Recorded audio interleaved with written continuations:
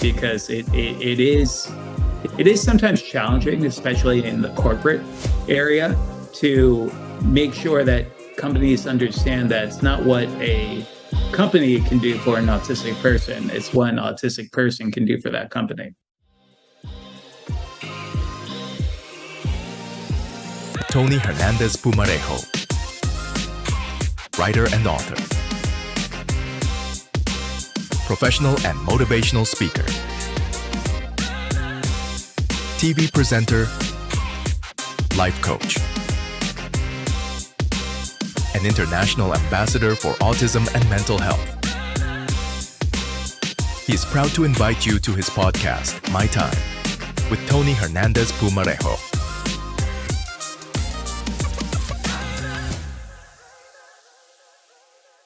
Hi, and welcome to this new episode of My Time with Tony Hernandez Pumarejo.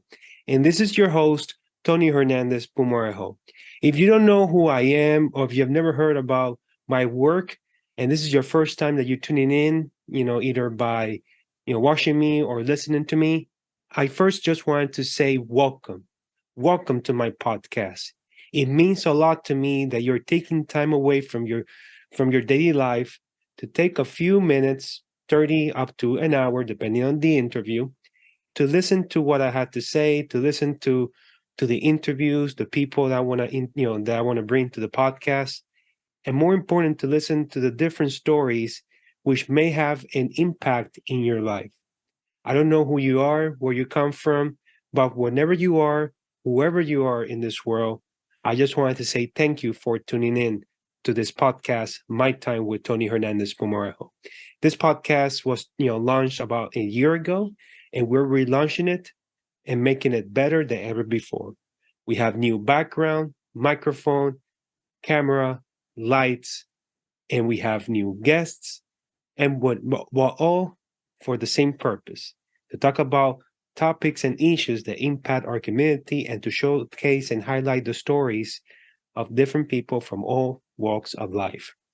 And before we go to our interview, I want to take this moment to recognize and to give my gratitude to the people that have helped me in contribute to make this podcast a success, especially in its relaunch. I want to take publicly to thank Luis Duprey and his son Brandon Duprey, both of them have been working and helping me and working with them, together in terms of editing, working on the new graphics and the new intro of My Time with Tony Hernandez Pumarejo. Their contribution has been amazing, and I greatly appreciate the work that Luis Duprey and his son Brandon Duprey have done to make this podcast an amazing show for anyone that is watching or tuning in. So I want to thank them, and I want to thank everybody who has contributed as well to the success of this podcast. So let us begin today with this episode of My Time. Today I had the honor and privilege to interview Dr. Kerry Magro. Dr. Kerry Magro is an award-winning autistic professional speaker, best-selling author, and autism consultant to the HBO series Miss Fletcher and the latest season of Netflix Emmy Award-winning series Love on the Spectrum USA. He started professional speaking 12 years ago by the National Speakers Association after he fell in love with theater as a child to help with his social and communication skills. Today, Dr. Magro, he has spoken at over 1,200 events during that time, including 2 TEDx talks and a Talks at Google presentation. In addition, Kerry is CEO and president of the KFM Making a Difference, a nonprofit organization that hosts inclusion events and has provided 100 scholarships for students with autism or autistic students for college and counting since 2011. In his spare time, he hosts a Facebook page called Kerry's Autism Journey that now has 253,000 Facebook followers, where he does on-camera interviews highlighting people impacted by a diagnosis to breaking barriers in our community. His videos he's produced have been watched over 35 million times. Also, Kerry has been NBC, he has been on NBC's Today Show, CBS News, Fox, Upworthy, along with additional outlets. Kerry's best-selling books include Defining Autism from the Heart and Autism and Falling in Love, I Will Lie That Blue, and his latest book, Autistics on Autism, have reached Amazon bestseller list for special needs parenting. And I can honestly say that without Dr. Kerry Magro, his mentorship, which I consider Dr. Magro a mentor to me, which I had the honor and privilege of meeting a few years ago when he came to Orlando to interview me alongside other members of our autism and autistic community. And I can publicly say that without his leadership, I would not be here today. So I greatly appreciate, and I look, and I see Dr. Magro as a mentor and life coach. So without further ado, let us go to the interview that I had with my fellow friend and autistic self-advocate, the one and only Dr. Kerry Magro. Kerry, thank you so much for being with me here today in this episode of My Time. Tony, I'm honored to be here, and thank you for that nice comment. You are killing it recently, and for you to call me your mentor means a lot to me. So I'm glad to be here. Thank you. Yeah, I remember it wasn't that long ago when you came into Orlando and you were doing your interviews, which you do on Facebook, interviewing with members of our community. I remember I reached out to you back in 2018, and we met in person, and you did an interview. You interviewed me, which I talk about my story, and I was truly privileged. And you have interviewed thousands and thousands of people around the world of our community. I wanted to start right off the bat. Going around the world, what has been the impact of the interviews that you have done with autistic people and their families? Well, how has that impacted you in your life, not only in your career, but also in your personal life as an autistic advocate? I think just seeing the perspectives of the interviews that really changed people. I mean, we had so many people who started self-advocating for themselves as soon as they did a video, and we posted it on our Facebook page, Kerry's Autism Journey. So we saw a lot of people just reach out with so much positive praise of doing the videos and then getting to share that with family members. And it's been truly amazing. I'm truly blessed. I haven't had the opportunity to do as many interviews recently as I would like to. Life gets busy, but I'm just thrilled. I mean, highlighting you, Tony, highlighting people with Down syndrome, cerebral palsy. I mean, we've really helped shape what disability looks like by getting to highlight the stories of those who are impacted by it. Definitely. And it's not only autism, but also other conditions are the differences in our neurodiversity special needs community. Each person has a story to tell. And it's our, and through your work and also through my work as an advocate, we want to share those stories to go beyond the awareness, and beyond the acceptance, and to show to society that each person can make that difference in this world. And you have done that through your life story. And I wanted to ask you, I always ask this with my guests, how would you define the life of Dr. Kerry Magro in just a few words?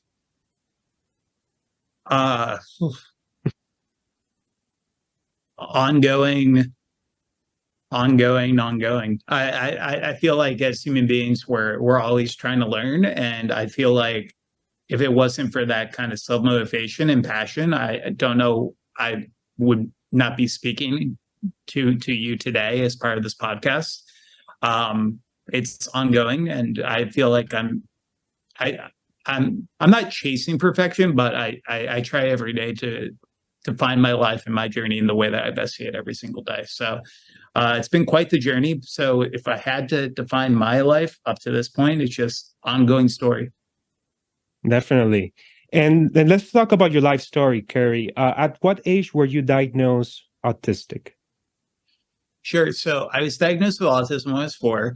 dealt with a wide range of sensory challenges, communication challenges. But luckily, because of my parents, my village, I was able to learn how to find my voice when I was a non-speaking child. And that's kind of just how it started, 1992. So 21 years now. Yeah, definitely. We're kind of around the 31 same. years. Sorry. No, it's okay. We're around the same age range because I was diagnosed autistic or with autism at age 3 in 93.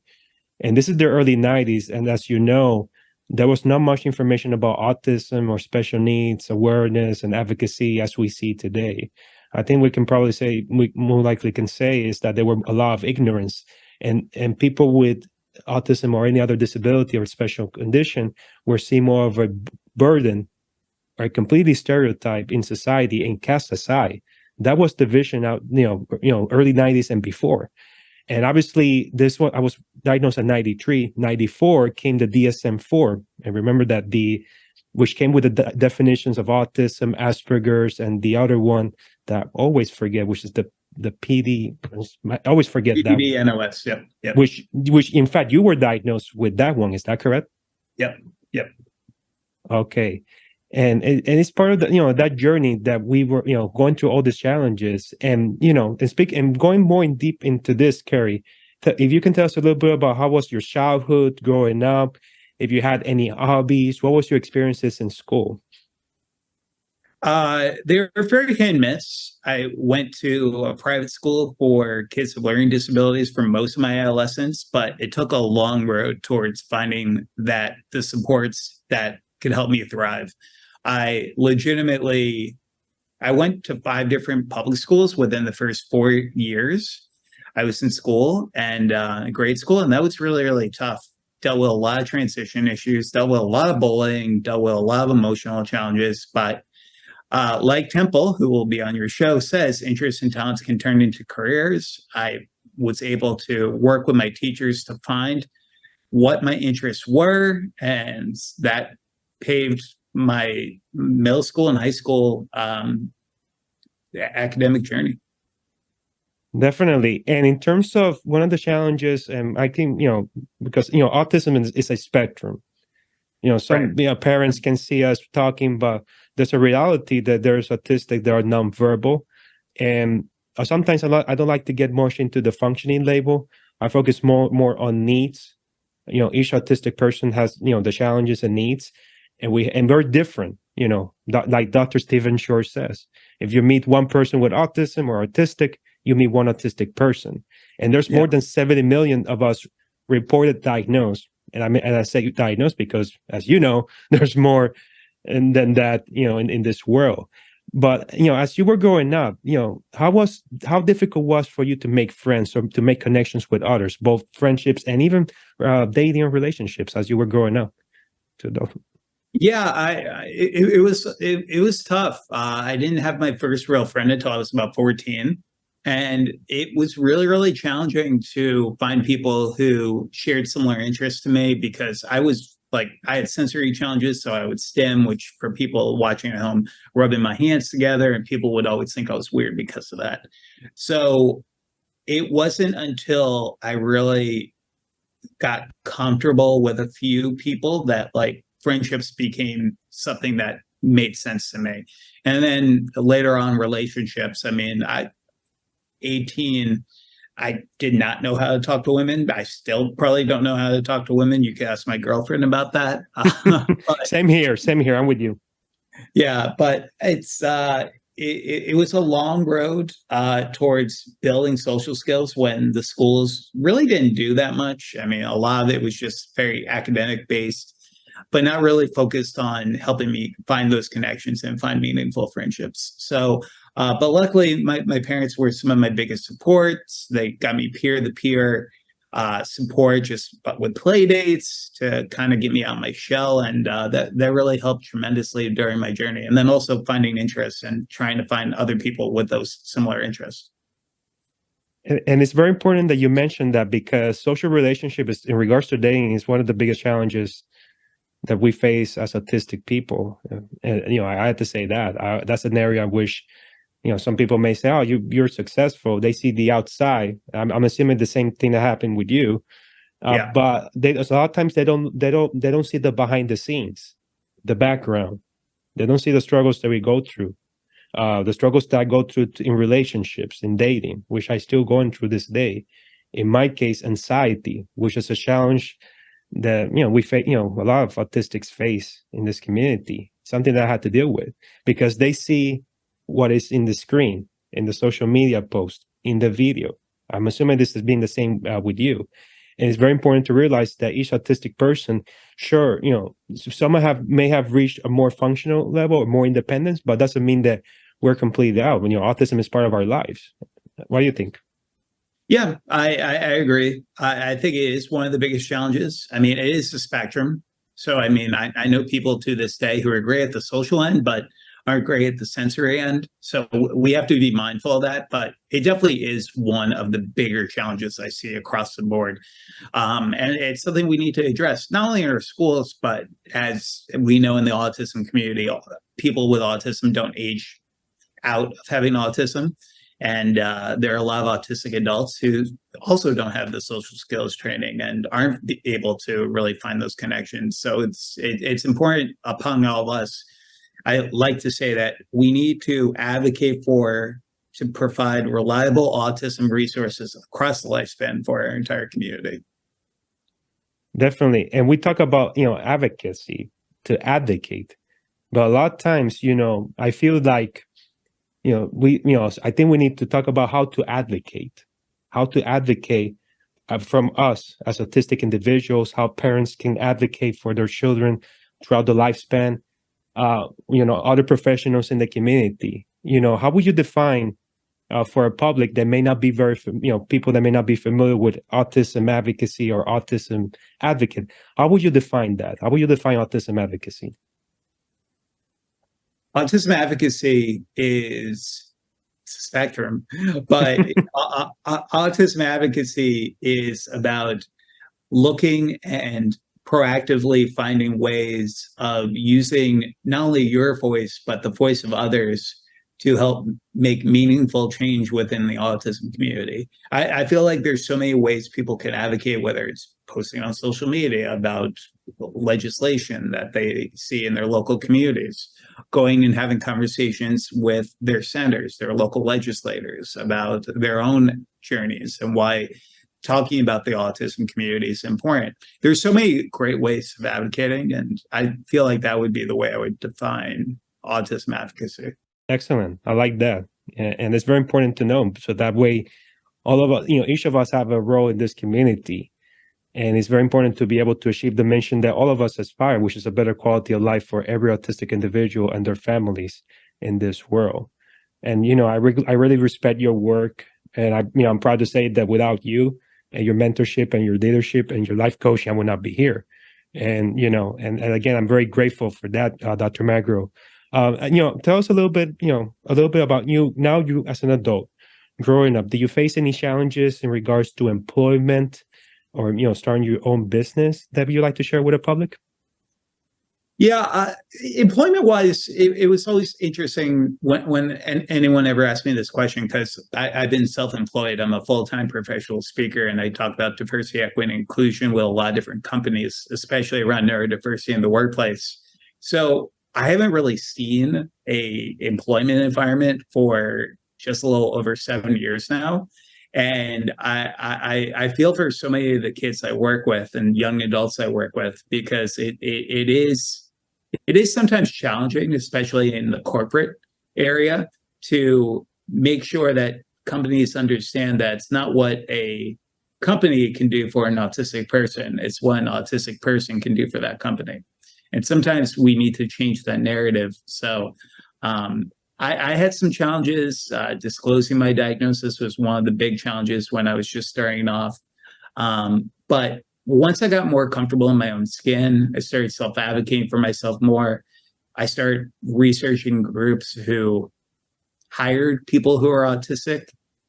Things became a lot easier to understand. Definitely. And that's part of the mission, because, in terms of employment, right now, and I'm speaking more for myself, I've gone beyond just in terms of advocating for people, autistic people or neurodiverse people. to just get an employment. It's how to get a career, out for autistics to advocate for opportunities to grow within a company.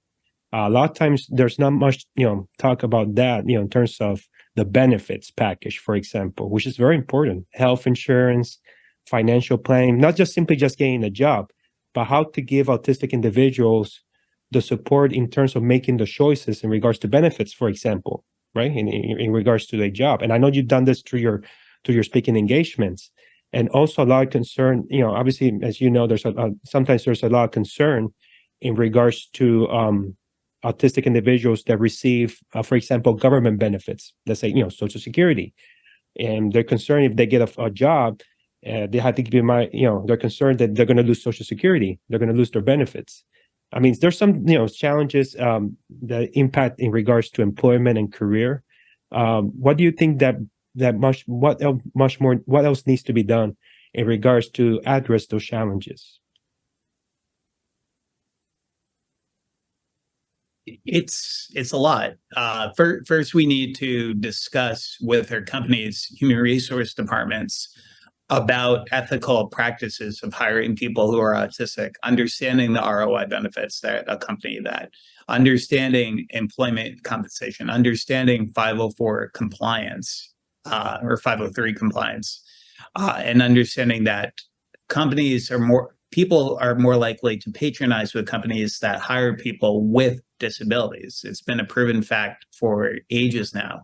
So I think from the focus on employment, though, we just need our HR departments to understand this whole definition of neurodiversity and make sure that when we're talking about our onboarding practices, we are doing things like a one-day job trial for individuals in the autism world who might have challenges with eye contact, who might have challenges with small talk. There's so much that can be done. It's just about taking those first few steps to have those initial conversations. Definitely. It's, that's the key, having those conversations with employers within the marketplace of how to create those conditions and provide those resources. And I really appreciate what you're doing for our community, especially in that area of employment. And Kerry, you mentioned that you're self-employed, and we know that you're you're a national public speaker. What motivated you to become a public speaker? What was the motivation?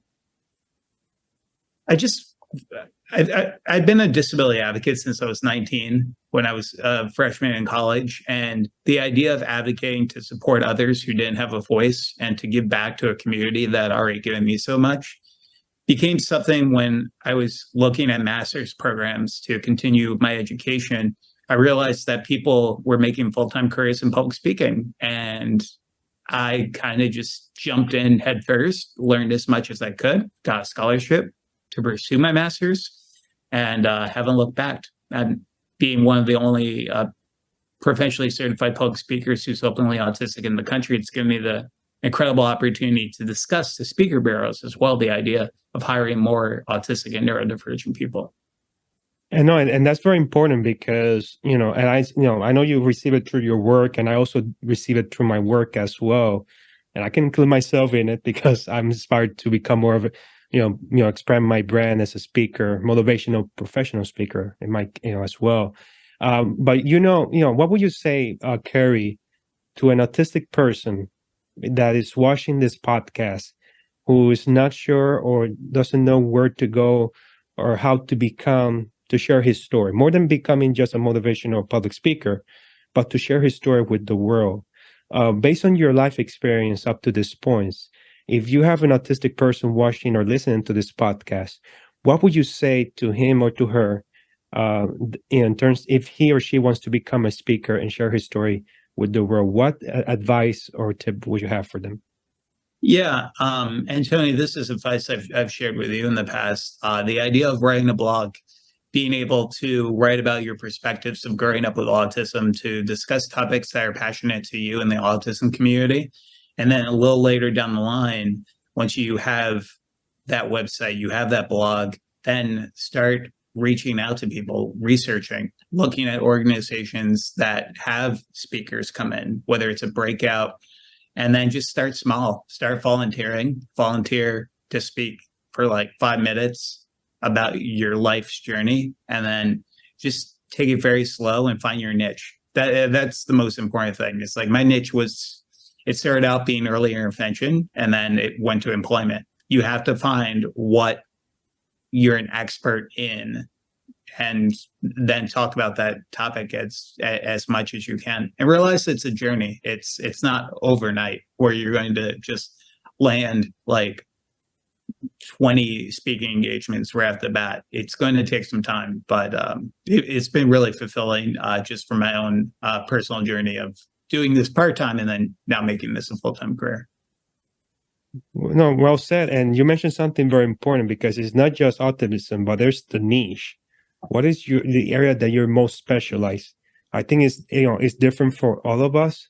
As for you, you mentioned you started in early intervention, then you moved to employment, and you also touched the area of bullying, prevention. In my case, employment, mental health.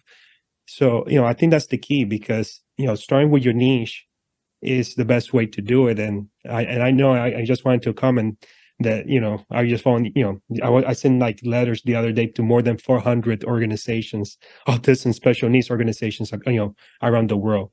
So, it's not easy. It's a journey. It's a process, but the thing is to never give up. I appreciate you, sharing your insights and your story. But that, Kerry, that there's different issues that impact our community. Unfortunately, there's different debates impacting our community. For example, in the terms of the use of the first or the third language of, autism or autistic, the opinions of different therapies and treatments, the debate of parents and autistic adults, and another debate, my autism is different than yours. And you've seen this. You lived through these debates, and I've lived through these debates as well. I know we don't have much time to talk about this in depth. Maybe we can do it in another time. But overall, what do you think about these debates happening in our community? And do you believe that they're taking away from the main mission of quality of life, or no? What do you think? You're talking about person first versus identity first language? The different debates in our community. Okay, the different debates. Got it. Yeah. Well, Eileen Lamb discusses this in great detail from her work with the Facebook page, the Autism Cafe. For any families or anyone who's watching that, we definitely recommend following her. She's an autistic advocate, but she also herself has a kid who's on the autism spectrum. There's way too much debate in our society, and I try to not dismiss it, but I don't try to invest my time in it because I don't find it fruitful towards our conversations about making meaningful change for the community. I think it's just we need to have larger conversations about advocacy more than whether or not somebody's going to use person first or identity first language, or if somebody's going to talk about a cure for autism, or if they're going to talk about the idea of neurodiversity. I feel like we just need to steer away from those conversations and focus more on how we can go about getting resources for our families who are struggling. Well said. It's about the resources and supports to help in that quality of life of not only the human being who is diagnosed autistic, but also their families, their loved ones, because autism not only impacts the human being who has a diagnosis, the child or the adult, but also impacts the family as well. Parents had to make a sacrifice. A lot of them had to quit their jobs. They lose income because to take care of their loved one, or as they grow adult, there's a lot of challenges right now with the unemployment rate. There's been progress for different businesses in terms of hiring initiatives for autistic individuals, but much more needs to be done. Also, there's a challenge in regards to housing. Autistic adults, difficulty in finding housing. So I think that, and I'm with you, that we have to focus on this. How can we come up with the right solutions in providing those resources and supports for autistic human beings across the lifespan and their families, and help them with the challenges that they face in their daily lives? Yeah, agreed. Definitely. And I really appreciate you, sharing this, Kerry Magro, because, Kerry, as you started, your advocacy journey, in 19. and you have seen how it's evolved. We have more, people telling their stories on social media, advocacy, advocates, and based on what you have seen through your story today in regards to autism, what do you think is missing? What do you think that we can do better? In providing the resources and supports for families.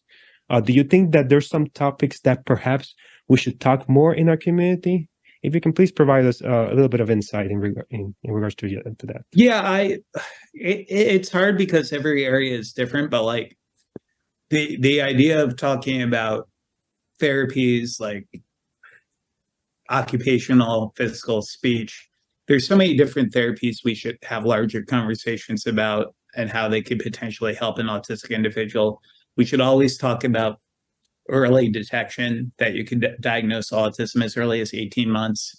And then the adult issues, housing, employment, post-secondary, guardianship, they often fall through the cracks. And Kerry, I just, as we move along with our interview, I know based on your story, I know that, I've seen your interviews, and I know that, and I want to ask you this very important question that is very, very important for me. What has been the impact of your parents, of both your mom and your dad, in terms of how you grow up in your life? How, what is the impact that your parents have had in your life? Yeah, I wouldn't be who I am today without them. They were creating a wheel for me in terms of advocacy when there was only one special education program in my district, in my school. And yeah, they are two of my best friends. Just, I came up with the quote, autism doesn't come with an instruction guide, it comes with a family. It sometimes comes with a family who will never give up. And, when I say that quote, I think about them sometimes. Yeah, I wouldn't be who I am today. And just, I'm so thrilled that I lucked out because I know a lot of kids who sometimes don't get that. So I'm just blessed to have two incredible people in my life like them. Well said. And I love what you're saying, recognizing your parents and being grateful of the impact that both your mom and your dad has had and continue to have in your life, which, helps you feel, in terms of helping in your life and helping others through your work. And it's truly amazing. And Kerry, I want to talk about more about your work. I know you have written different books, for autism. Even in one of those books in which you share different stories about autism, which I was privileged and honored to be part of that, of those books. If you can tell us a little bit about your books, and also if you have any upcoming projects with our, that are with our public. Yeah. So I've written 4 books. They're all available. Check out on Amazon if you just search my name, Kerry Magro. I wrote a book on self-advocacy when I was 25 called Defining Autism from the Heart. So 10 years ago, Autism and Falling in Love, a book about relationships and how you could become the best quality version of yourself or your partner. A children's book called I Will Light Up Blue to educate younger kids about autism. And then the book that you were in, Tony, Autistics on Autism, which highlights 100 stories of autistic individuals and what helped them succeed. And all the proceeds from that book go back to my nonprofit, KFM Making a Difference, where we provide scholarships for autistic students, disability advocacy, and also small business grants for small businesses that hire people with disabilities too. Awesome. That's very awesome what you're doing. Your books have been impactful. I remember I bought your first book when you came in person in Orlando a couple years ago. And I also got the book from Autistics, and it's truly amazing the work that you do. And we're grateful. I think I can speak, our community is very grateful for the work that you do. And Kerry, this interview has been truly amazing. And again, thank you so much for sharing your life story. But before we go, I just wanted to see and ask you if you have a message that you have for society, for our community in terms of autism that you would like to share with us. Yeah, it's a message that I conclude most of my talks with, whether it's a school or a company, it's that don't let any one thing in your life define who you are. I like to say that autism can't define me, and I define autism. And I can only hope for all of those watching that you can go out there and you can define your lives and your journeys in the way that you best see it every single day. Well said. Very beautiful indeed. I mean, your life story is truly amazing. It's truly inspirational. Where can people find you in social media? Do you have, social media and website?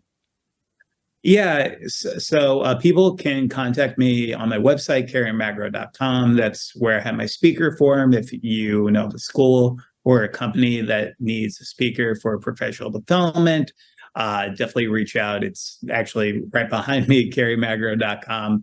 I'm also on social media. My Facebook page is Kerry's Autism Journey, Twitter, Instagram, you name it. And and you can check out my books on Amazon. Definitely. I'm going to put once we publish the episode, we're going to put all the links to your website, to all your social media. So that way, the people, our community that is listening and watching this interview, which is going to have subtitles in Spanish as well. And I was going to ask you, I'm not going to let you off the hook. I remember that you were working on translating one of your books in Spanish. Is that correct? Or? Yeah, it's something I still need to get done. But I definitely want to translate all my books, in addition to offering an audiobook for my book, Autistics on Autism. So I swear I wish I had more time for a lot of things, but it's still something I want to do. I don't know when it's going to happen, but it's something I want to do. No, you're a busy person, but you're making a long-lasting and positive difference in the world. And that's how I define the life of Dr. Kerry Magro. Kerry, this is your home. You're more than welcome to come back anytime to talk more about autism and the issues that impact our society and our community especially. And I want to thank you so much for being with me here today in this episode of My Time with Tony Hernandez Pumarejo. I greatly appreciate you, and I wish you the best and much success in your project, your career, and life. Thank you, Tony. You the same. You the same. Thanks, everyone, for having me. Thank you. And that's it for this episode of My Time with Tony Hernandez Pumarejo. I hope you enjoyed this interview that I did with Dr. Kerry Magro, and that it can be of great help and support, especially if you're an autistic person or you're a parent of a loved one with autism, or any member of the autism and special needs community. Until next time, this is Tony Hernandez Pumarejo. See you. Well, this is the end of another episode of My Time with Tony Hernandez Pumarejo. Tony hopes you liked it.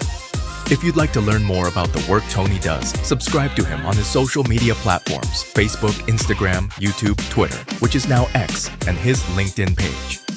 You can also follow Tony on his website at tonyhernandezpumarejo.com. Also, if you are interested in getting a copy of his book, An Autism Unscripted Life, you can purchase it on Amazon or any book-selling platform. You can also obtain a copy through his website. So, until the next time you meet, thank you and have a wonderful day. Blessings.